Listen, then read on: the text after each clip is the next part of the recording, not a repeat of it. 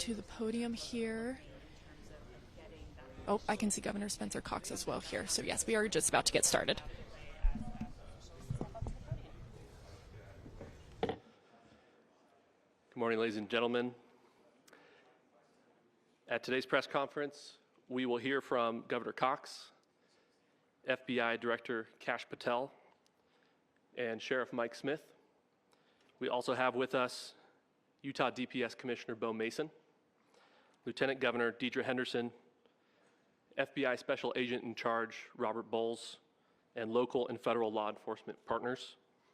Following the remarks today, Governor Cox, Director Patel, and Commissioner Mason will take questions. Thank you.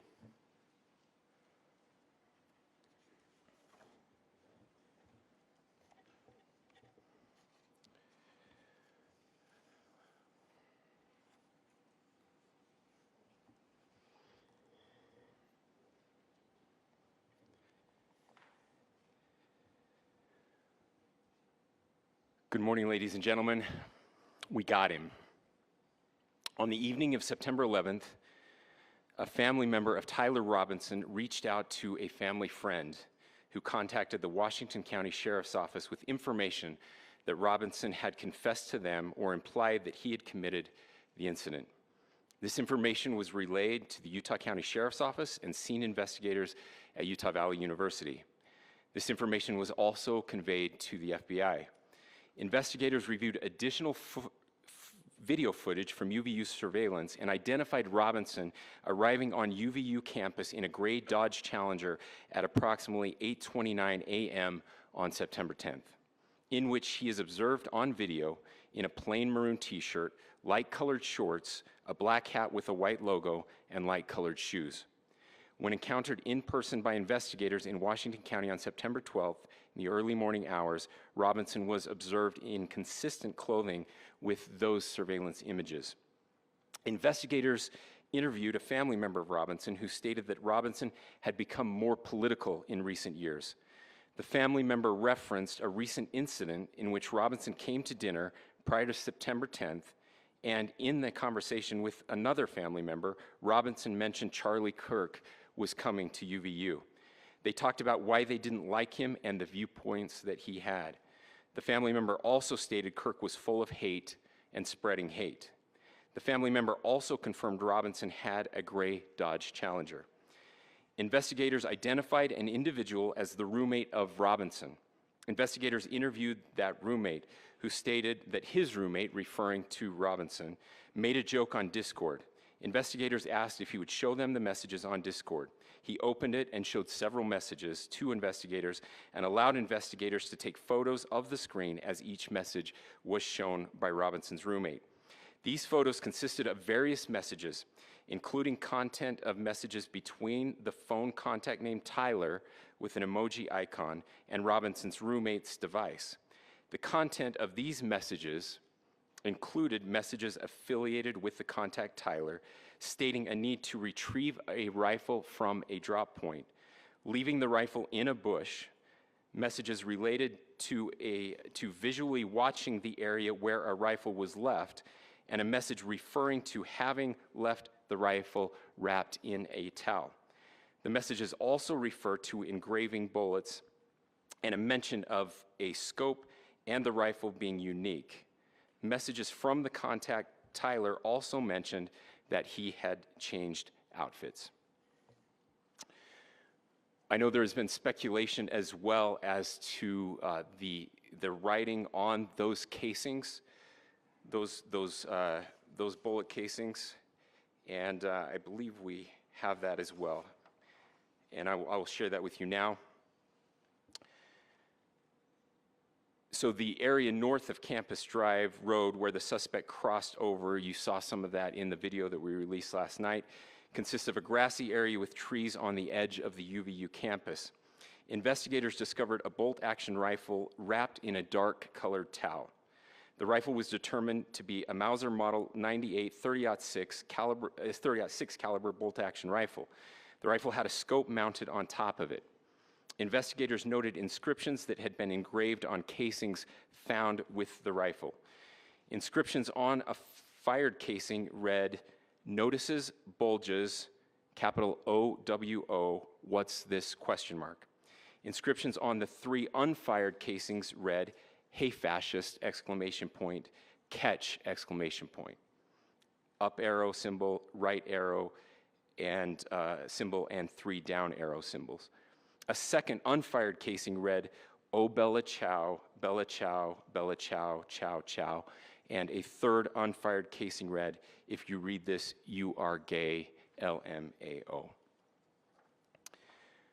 We are indebted to law enforcement across the state who has worked seamlessly together, local law enforcement, state law enforcement, and our federal partners with the Federal Bureau of Investigation.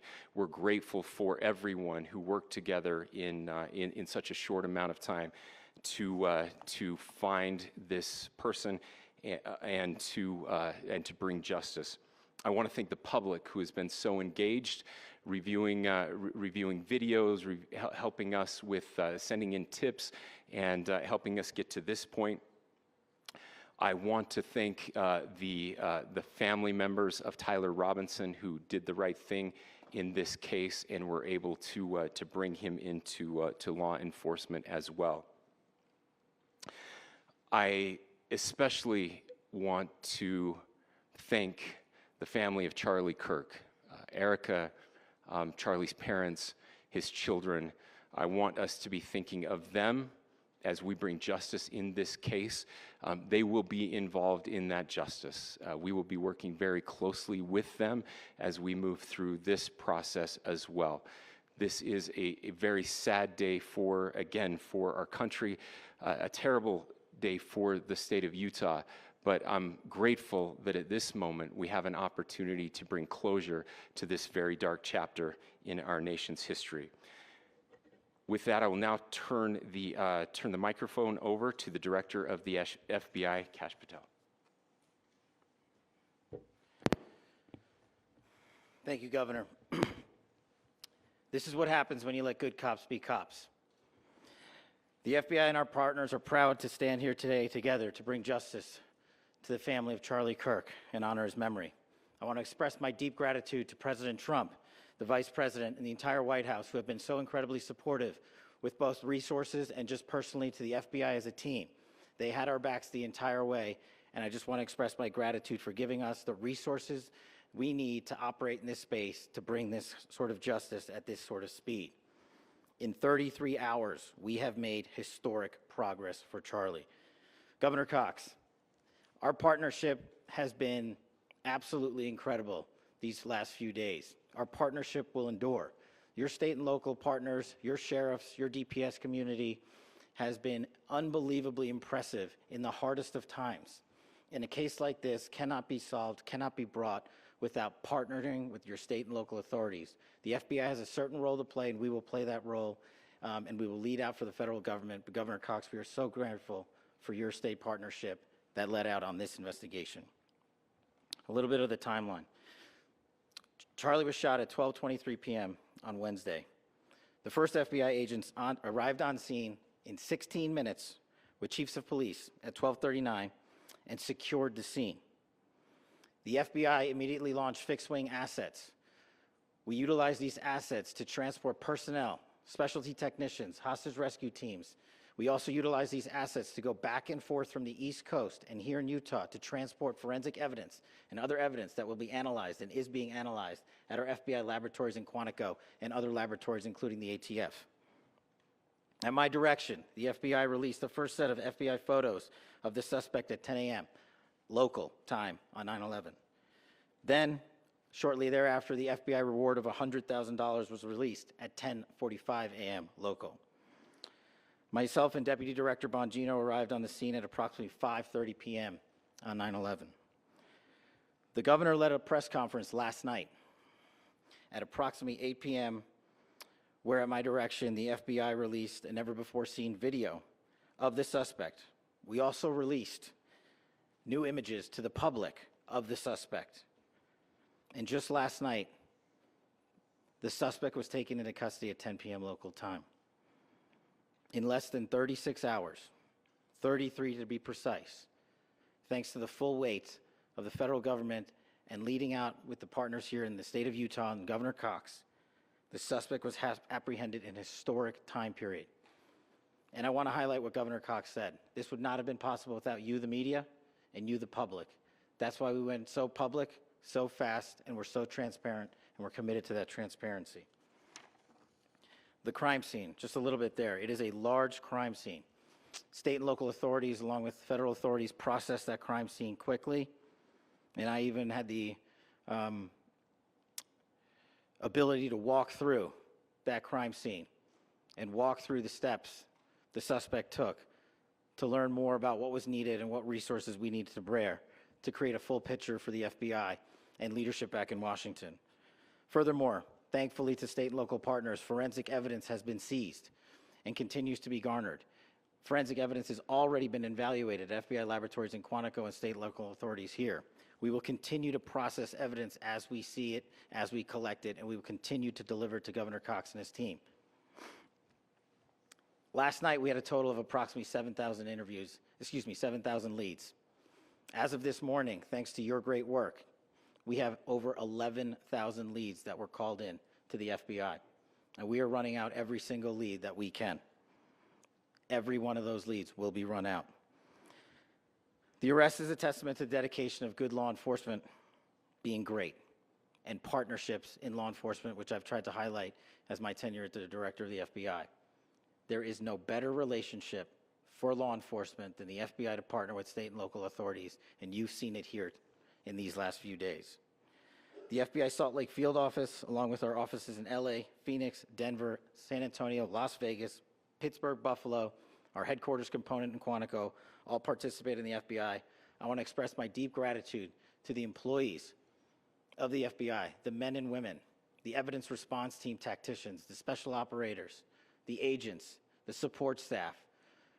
You have done monumental work in historic time when the public, who had a right to demand such an expeditious solving of an investigation, the FBI answered that call diligently, critically important to our nation, and we delivered. And I'm proud to be their leader, and I'm proud to be the director of the FBI. This is very much an ongoing investigation, as the governor said, and we will continue to work with state and local authorities to develop the investigation, to provide them the evidence they need for their ongoing prosecutions, and we will be here to answer every call they absolutely have, as long as it takes, for as long as we need to find and apprehend whatever suspects were involved in this crime. Lastly, to my friend Charlie Kirk, rest now, brother. We have the watch, and I'll see you in Valhalla.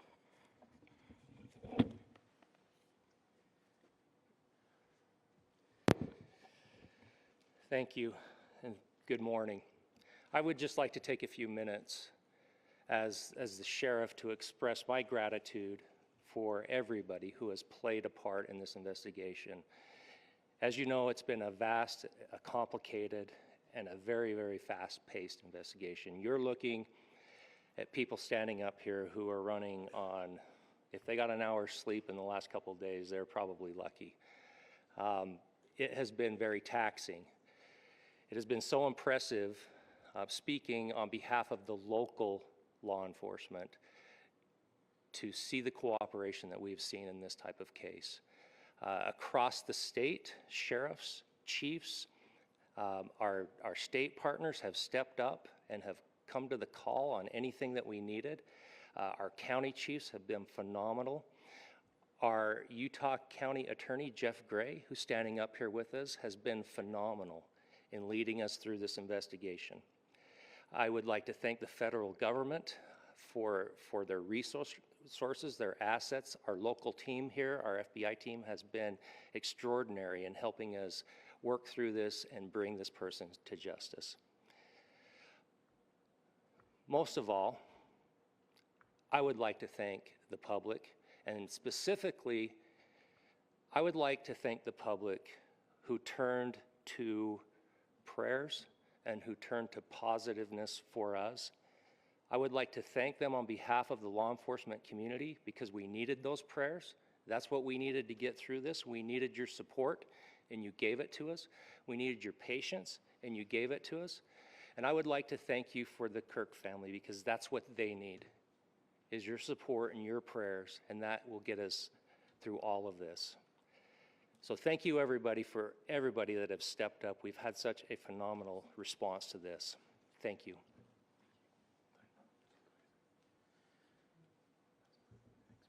I also want to give a special thanks to the Attorney General and the Department of Justice. Their unwavering support and their commitment to justice is shown true here.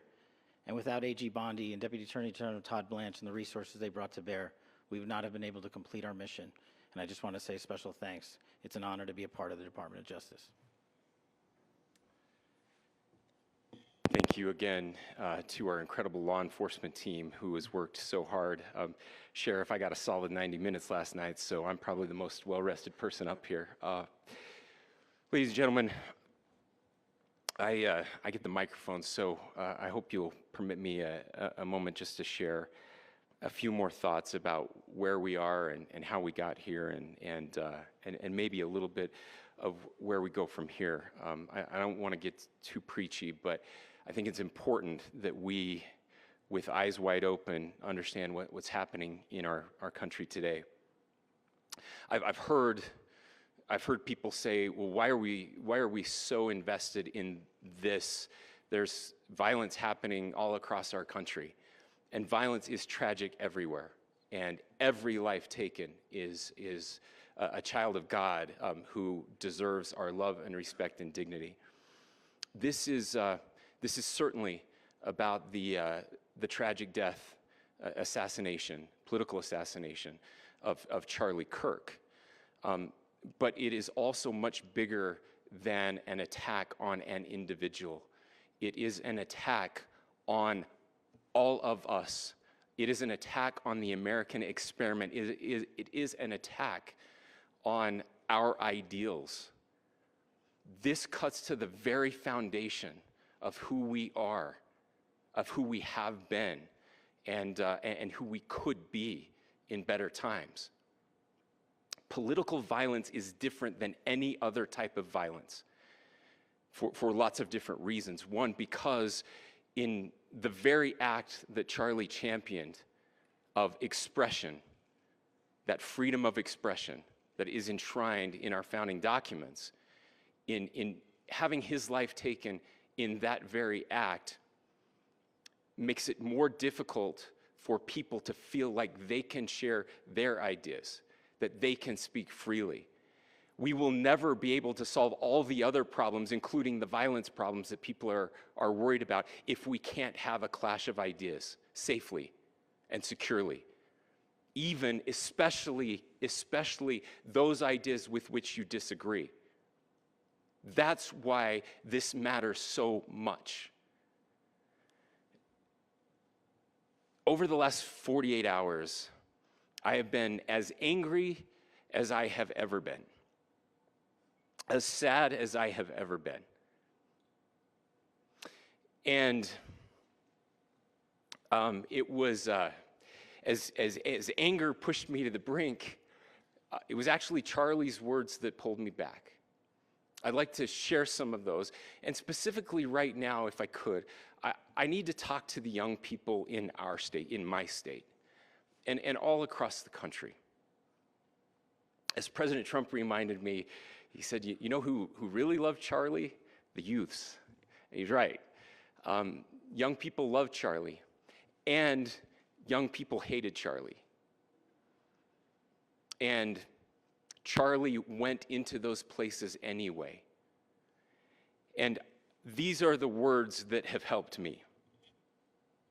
Charlie said, when people stop talking, that's when you get violence. He said, the weak can never forgive. Forgiveness is the attribute of the strong. The only way out of the labyrinth of suffering is to forgive. Welcome without judgment, love without condition, forgive without limit. He said, always forgive your enemies. Nothing annoys them so much.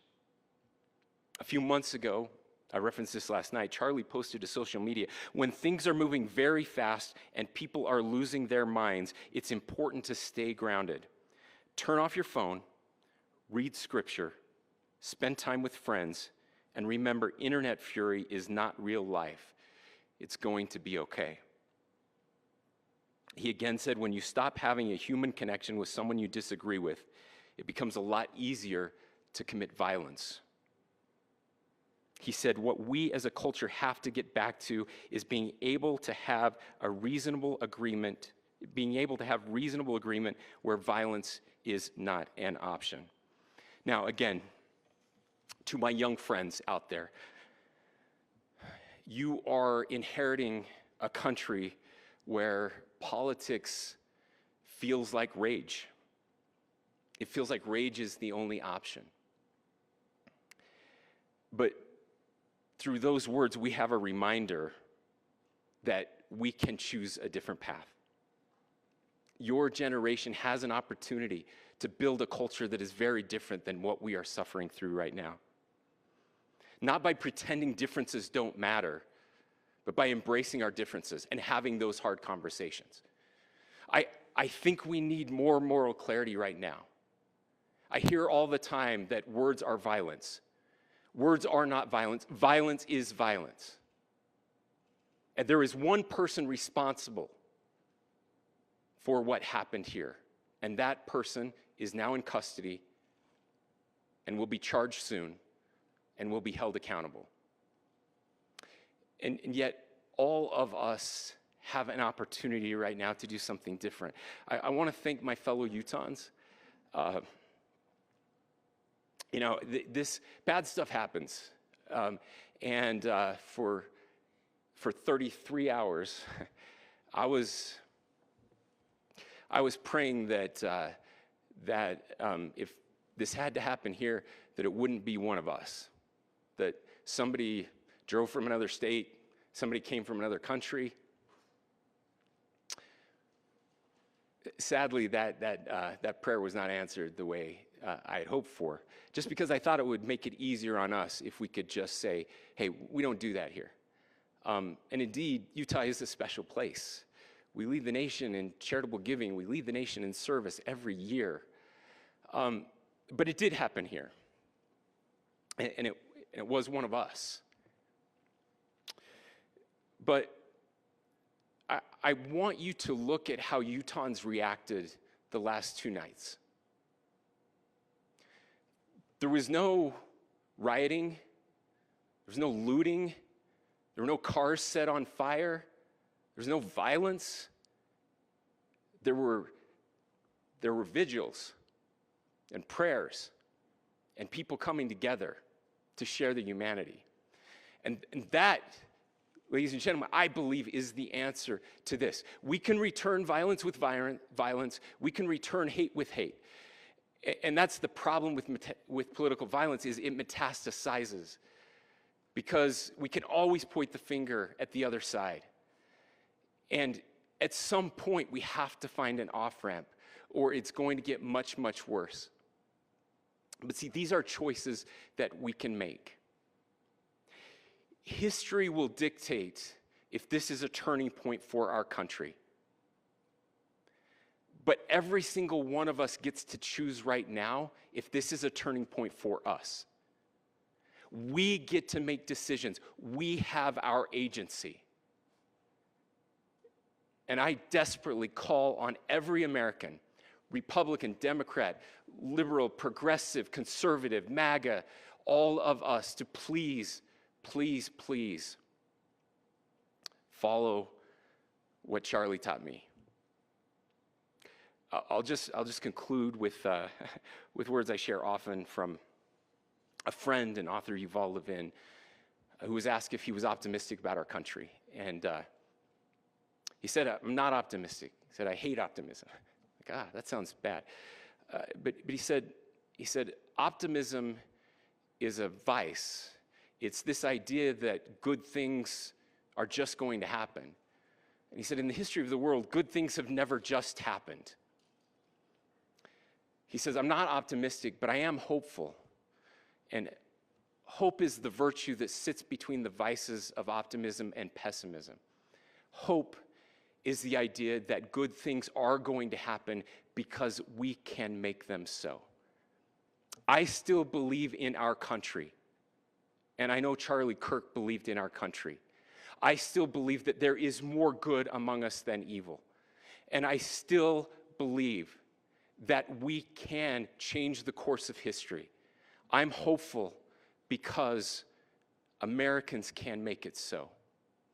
Ladies and gentlemen, we're happy to answer any questions you might have. Governor, can you please speak to whether the suspect is speaking with authorities and his demeanor, Tyler Robinson, when he turned himself in? I cannot speak to that right now. Governor, how do you interpret the agreement on Casey? Well, I will leave that up to you to interpret what those engravings mean. I think the clearest one that says "catch fascist," there's not, and by the way, that's like catch like a ball, catch this. I think that speaks for itself. So you talked about this level of hatred that this person expressed at a dinner. Beyond that, is there anything in your view that you discovered that may have radicalized or changed him to prompt him to make such a hurtful? There's nothing more that we can share at this time. Governor.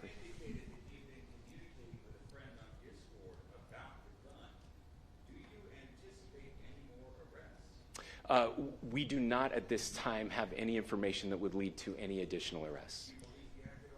Yes. But Governor. the investigation is ongoing. Governor. How he came into custody of police and where he is right now, Mr. Robinson? Yes, so right now, Mr. Robinson has been booked into the Utah County Jail. You heard the president this morning report that he was taken into custody, that his family and a friend helped to deliver him into custody of law enforcement in Washington County. For those of you that don't know where Washington County is, it is the southwesternmost part of the state of Utah. It's about a 3.5 to 4 hour drive from here, where we are right now, and that's where he lived and where they turned him in. Thanks. I'll go here. I can't share any more than what I've already shared. Yeah. Governor, do you have any details on how he got back to Washington County and how the gun was obtained? So how we obtained the gun was found here. Obtained the gun and how the shooter then was able to get back to Washington. So I don't have much more details on that. We do know that he drove. We had his car here on campus, and then we had his car going south back to the St. George. It's actually the city of Washington in Washington County. I'm sorry? We don't have any information that would lead us to believe that. Yes, in fact, it was just released. Yes. I can't answer that right now. Yeah, thank you. Over here.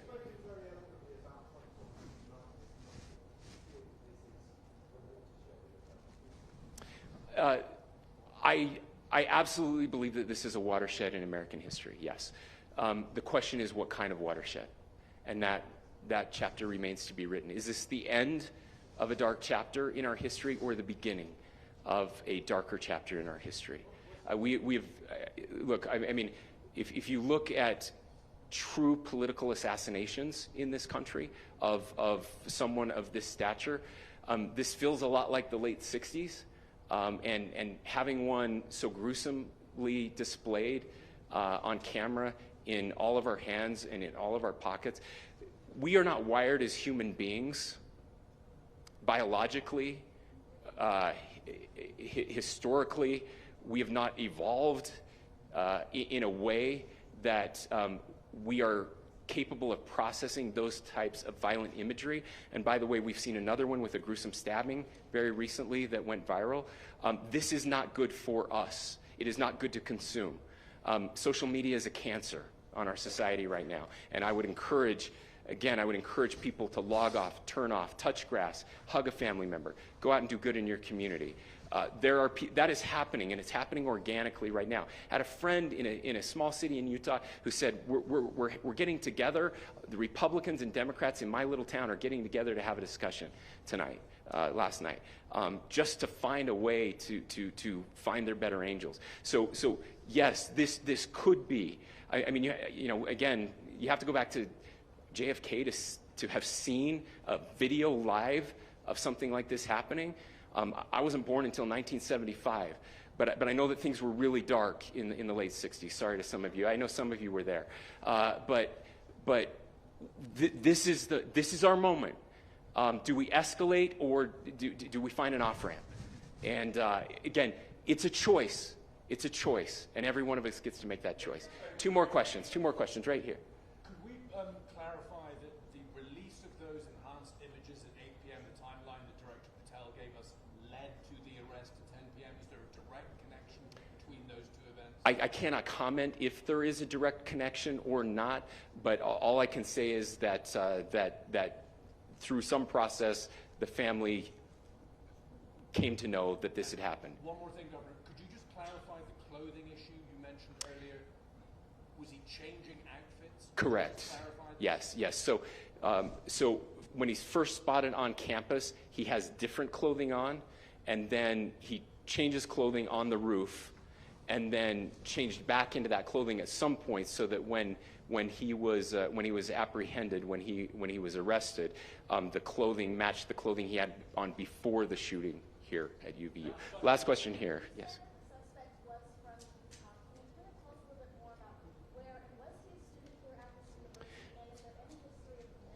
Yeah. So I don't have any information on the mental illness part. He was not a student here at UVU.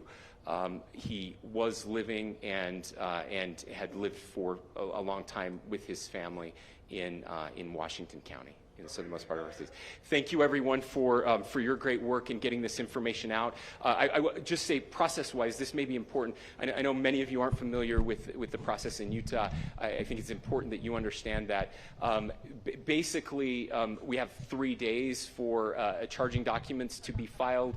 A CI will be filed. We'll have more information then, more detailed information as those charging documents are filed in preparation for a preliminary hearing. So 3 days. So we would anticipate then that early next week those charging documents will be filed. We will obviously be working. The county attorney will be working very closely with Mr. Kirk's family as those documents and decisions are prepared and made. Thanks, everyone.